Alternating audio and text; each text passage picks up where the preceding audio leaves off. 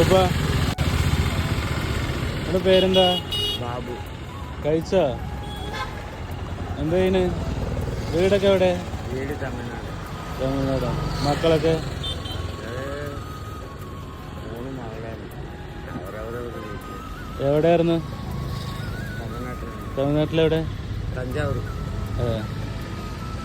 കഴിച്ചോ? അതിൻ്റെ പറ്റുന്ന എവിടെ നിൽക്കുക? ഇവിടെ ഇരിക്കുക? പോവില്ലല്ലോ? ഇവിടെ നിൽക്കുക. ഞാൻ അതിൻ്റെ ആള് ഇരിക്കുന്നുണ്ട്. പോയി വിചാരിച്ചു. ഇതാ